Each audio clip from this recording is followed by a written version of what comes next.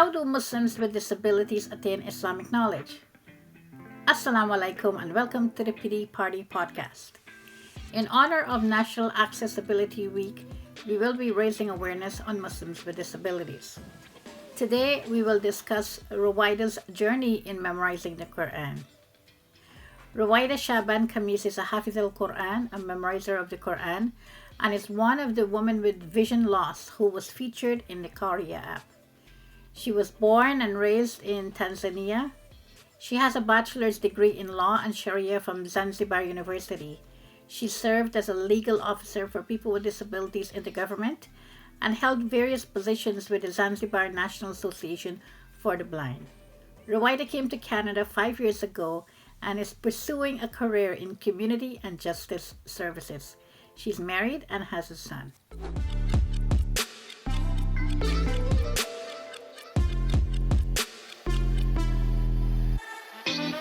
Welcome to the podcast, Ruwaida. It's great to have you here with us.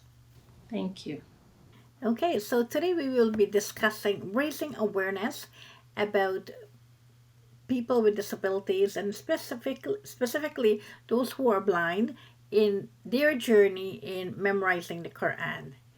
And for you, Ruwaida, it's been a major accomplishment. We're so happy to have you here with us and to discuss your specific journey and what we can learn from it and how we can, inshallah, inspire others to go on this journey with us. So, Ruwaida, how old were you when you started memorizing the Quran? Um, I started like memorization when I was young, almost around 5 to 6 years. When I was a little girl. At that time, I don't remember exactly because at that time, my family, like my sisters and brothers, they were taking me when they are going to madrasa. So that's why I don't remember exactly, but I can say like around 5 years. Okay. So I guess it's because of the circumstances that lead you into memorizing Quran then, correct? Yeah, at that time, the like you say, the circumstances make me to like push me to memorize the Quran because at that time there was no any other way to make me like recite the Quran. And when I was admitted to the madrasa, my Quran teacher was like, oh, how can I help her to read or to recite the Quran? So what he was doing, he was like recite, and I just repeat what he's reciting. So that's why I was supposed to memorize at that time. It was like the way like other people without sight loss as reading.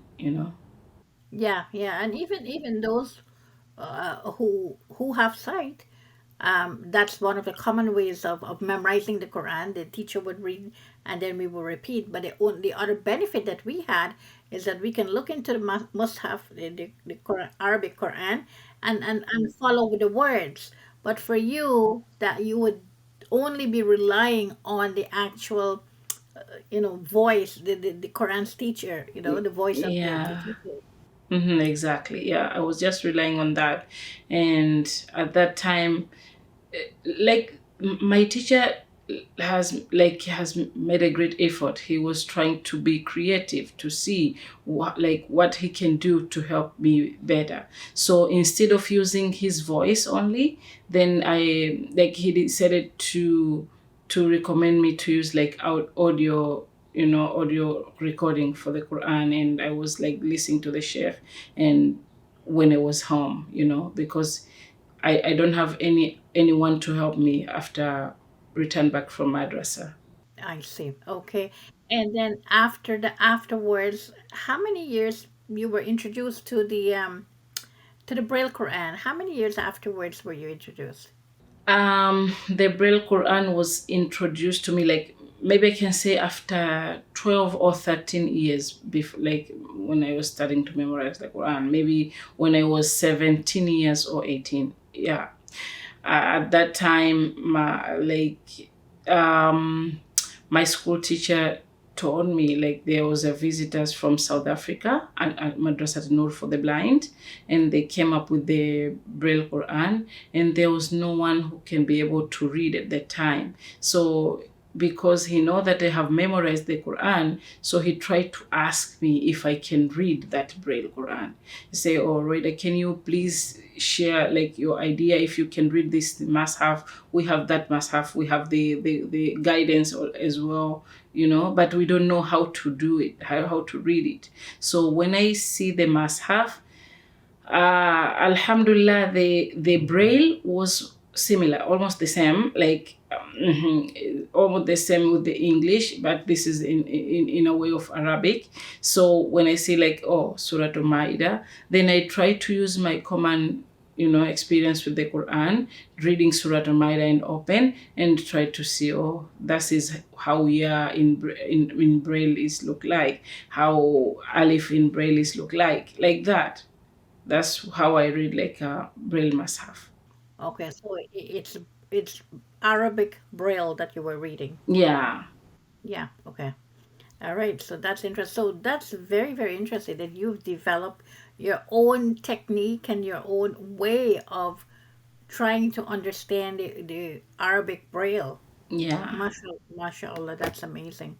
Because, for example, if someone wants to learn, that is something that people would usually learn, how to, even though they know the English Braille, Arabic Braille would be, Yeah, it will be um, difficult. It's yeah, very, very yeah. difficult. Even it was difficult for me as well because, but the only thing which is helpful before you open the surah, they put some, they put some guys like if you see this symbol, that means it's like madda. If you see this symbol, that means like haraka. You can stop. You can like this is sajda symbol. So that's what I was trying. So I was trying to check of the like the back first. Then I just opened the surah. Mm. So that's where you would go to as a guide for the tajweed, the rules of reciting the Quran. Yeah. Yeah. So let me ask this question. So now, for example, if you have a nun sakin, right? Mm-hmm. They would have a different a symbol, I guess, for that. Yeah, they have like maybe if there's a tanween, yeah, you can see the different symbol for tanween. If there's yeah, you can see like the different symbol.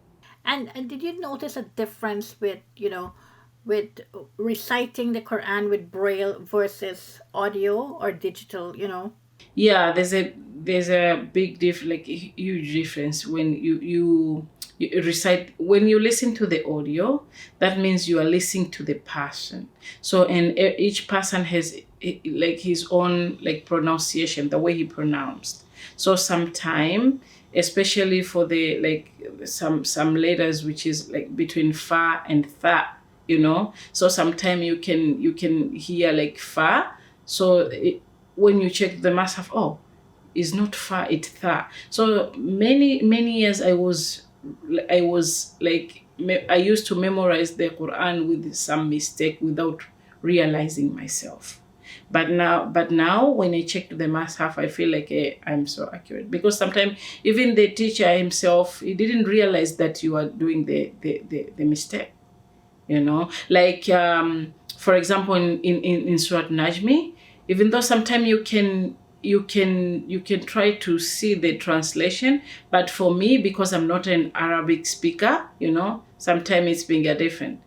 So in for example in Surah Najmi it say fasjudu lillahi wa'budu. So me I was hearing like fasjudu lillahi wa'budun. And I was keeping like reading the same until I get the Mus'haf, and no one realizing that I did some mistake. Wow, that is so important, right? Because we can for us, for those who are not who are sighted, we have the combination of both. We hear and then we see, right?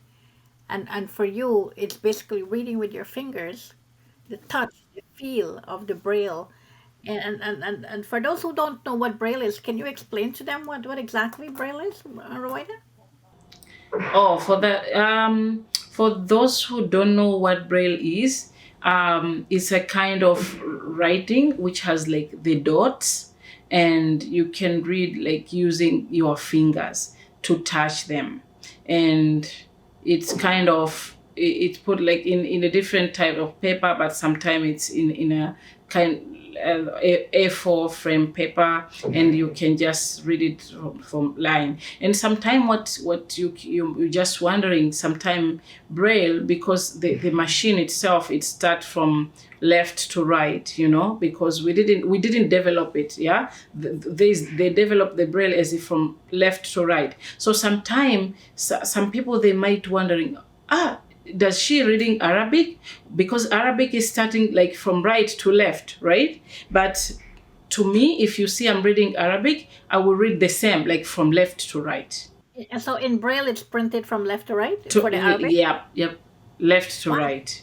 Yeah, wow, the that same. would be that would be very very interesting. Yeah. Wow, The mashallah. only symbol that makes you to understand that this is Arabic. So it's a paper with a lot of bumps, and they have different positions for the different letters of the alphabet, right? Yeah, and the Braille writing seems to be like sometime the must have, maybe for your must have, like cited must have, it can have only maybe 100 pages, I don't know, but for the Braille, it can like the 30 juzu must contain like 6 volumes of the must have.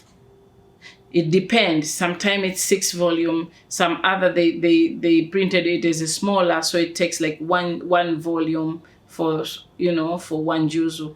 But for those who using like the larger volume, it's 6 volume. So each volume has like five juzu. Yeah. So can you imagine how heavy and how big and how bulky the Braille Quran would actually be?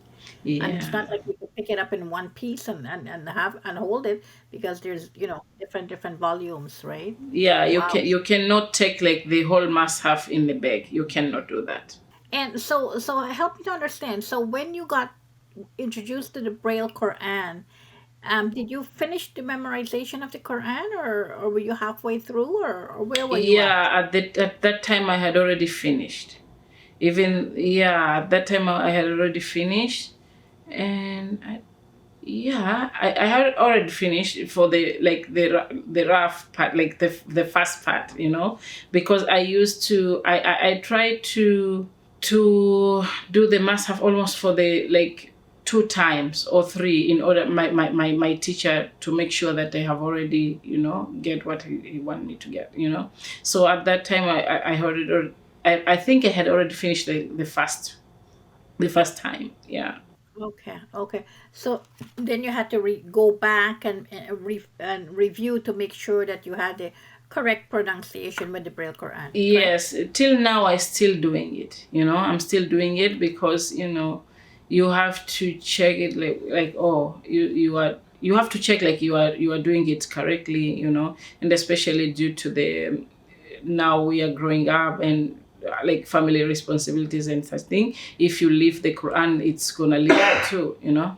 So I still continue to do it as much as I'm trying as much as I can. Yeah, there's a hadith that said it would leave you faster than a camel from its reins. So that's why we need to ensure that we review as much as possible. And how often do you review? Do you do it monthly or daily or weekly? Do you have a routine, or do you Yeah, just I do it daily. Even though sometimes it may pass like 2 to 3 days I didn't do it, but I don't remember to reach like a week or 2 weeks without any emergency, without like review. I don't remember. If I do so, may Allah forgive me, but I don't remember if I will be, yeah, do that. yeah, yeah, subhanallah. It's an honor, and it's also a great responsibility. So, Roberta, what is your favorite surah in the Quran? Yeah, my favorite.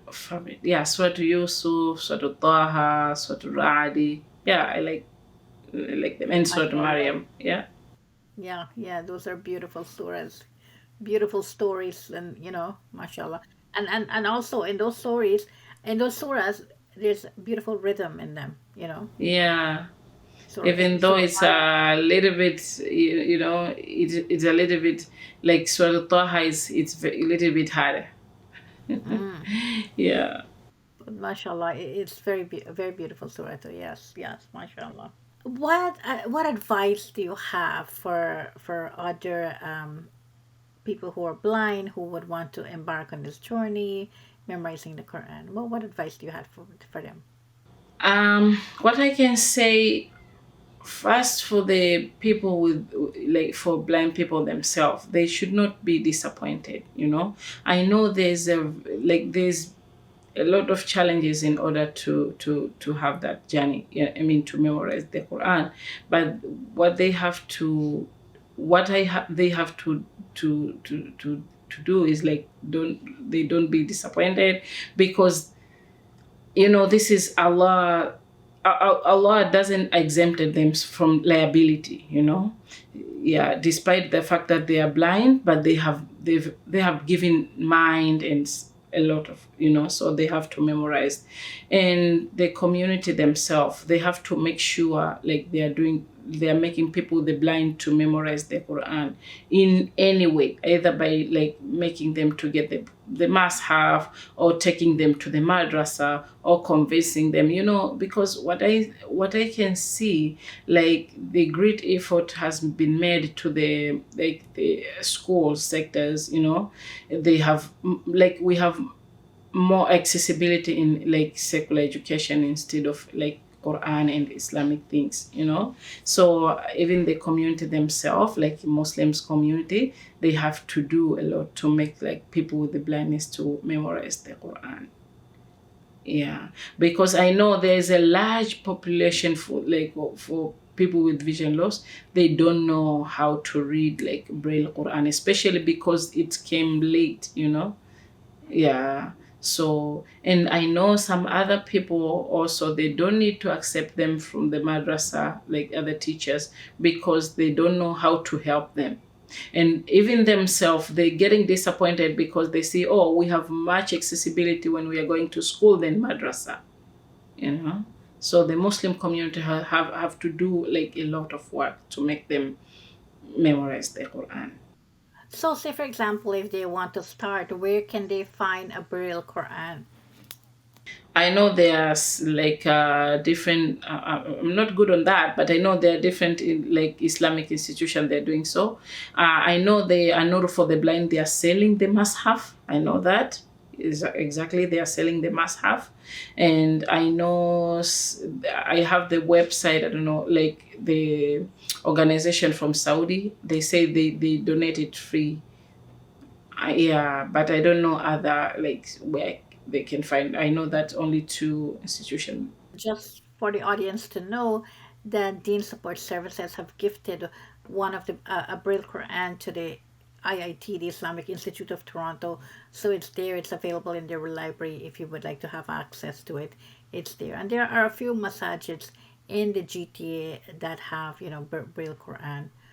So inshallah, it's there, and we just need more people to come forward and use it. Yeah, so we talked a little bit about what, the expectations for a person who wants to pursue this journey. And let's talk a little bit more about what the leaders in our community can do to ensure that we can, you know, make it more accessible, make it more inclusive for people with disabilities. Yeah, to me, I think first of all, the Muslim Ummah themselves, they have to be aware. I think what we can do is to provide awareness to the Muslim leaders, especially those in the community, like imams, sheikhs, and not all of them like they understand about the disability issues. So we have to provide awareness to them so that they can at least they can include us in their their matters, especially their khutbah in Friday khutbah and everything. Is not only for the disability days, but like they have to put it as a topic as well, like when they are talking about Salah or other things. So they have to put the people with disability as a topic, and they have the people with disabilities themselves, they have to be included in the like Muslims community, especially in the masajid, because like now you said like you have gifted the Braille Mashaf in IIT. Okay, they have it, but they don't know how to use it, and they maybe even people with disability themselves, like they don't know, they don't have a teacher to teach them. They have to do it. We have to do it as a lesson, as we are doing like the other Quran, or the other topics. So I think that will be helpful. Yeah, and that is so important. We can have everything there, but if we don't know how to use it, then we would not be able to get the benefit from it. And Madrasa Noor School for the Blind in South Africa, they are, they have teachers and they have programs where they teach train the trainers to ensure that we have teachers who can, teach the Braille Quran to others, inshallah. Yeah, Yes. and not only Quran. We have like me. If I got a like I don't know very challenges, but Alhamdulillah I may, because when I was in the madrasa, I have to memorize not only the Quran but even Tawheed, Hadith. When they are teaching like the books like Bulughul Marami, whatever the books, I have to make sure I have memorized all the Hadith. So what I was doing, I don't know, I didn't memorize the Hadith exactly, but what I was doing, I have to memorize like the translation, so that if someone read that Hadith, I have to remember, oh, this translation is like that. But when we have like and sometimes it goes away because we don't have like the books to read. So if we get at least the copy of the books to read and to like review, at least your knowledge will not go away. Preservation of the knowledge, yes, mashallah, in the books itself. Yeah, that is very key in ensuring that knowledge is there and it's spread, and we ensure that others get informed about it. What are some of your your takeaways as we wrap up this interview? What would you say? What are some key points that you would want to leave us with?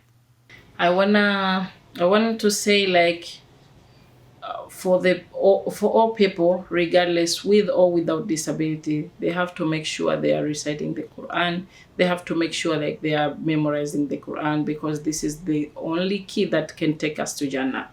That's what I want to say. And I just want to say like we have to make sure like we are spreading the knowledge in any way, because the better of us is only who have the knowledge and spread it to other people.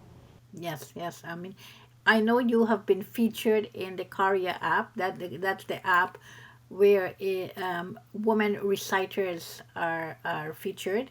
A project by Sheikha Mariam Amir. Mashallah, it was great. Absolutely wonderful to see people with women with disabilities featured in that app. Their recitation was there. Can you tell us a little bit more about this project and how you were involved in it?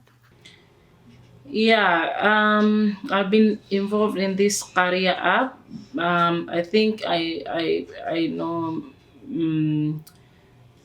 Sheikha Mariam through Din. I think she saw my like recitation, like because Dean had featured our recitation as a people with disability. So that's why I have been featured to the Das Career app. And this project, I have to record like the Holy Quran in at around like 3 years. I have to finish the Holy Quran. Till now, I still didn't finish. I think till now I did only 2 or maybe 2 juz. I don't know. Yeah, but I know I have a lot of work for like to make sure like I'm recording the holy must have. Okay, so that's one of the things that they will have the entire Quran uploaded. Yeah. Yeah, mashallah, that's great because I've seen even with other reciters on the app, they only have a few. They don't have the entire Quran. They just have parts of it. So I Yeah, don't know. because we are just testing for that part. We were testing. Then now, because we have already released the app, we have to make sure like we are featuring some surah. Hmm. Great, great. Wow, that is amazing and a great achievement for you. And anything coming up? Anything next for you, Ruwaida, or you're just concentrating on the Qariah app right now? No, I'm doing my other things. Like I'm concentrating on the Qariah app. I also dealing with my issues to return to like to go back to school. Yeah, and I'm doing like the issue of technology as well. Yeah, alhamdulillah. I didn't only concentrated with the like one thing. I have a lot. Yes, and at the same time, being a wife and being yeah, being a wife and having a son too. So mashallah, Yeah, so I have a lot. you have a lot on your hands, mashallah. Great work. Well, thank you so much, Roida. It was such a pleasure, meeting and talking with you, and I really appreciate your time. Thank you. Yeah, and I just wanna end up by saying like any people with sight loss, whoever want to like any such kind of advice about how to read the Quran, whether in Braille or to do with audio, yeah, I'll be happy to help anyone, inshallah. Okay, that's great. That's great. So everyone, you have a mentor right here, mashallah, tabarakallah. Roida is willing to help you out. Okay, thank you so much. Take care. Thank you. Assalamu alaikum. Walaikum assalam.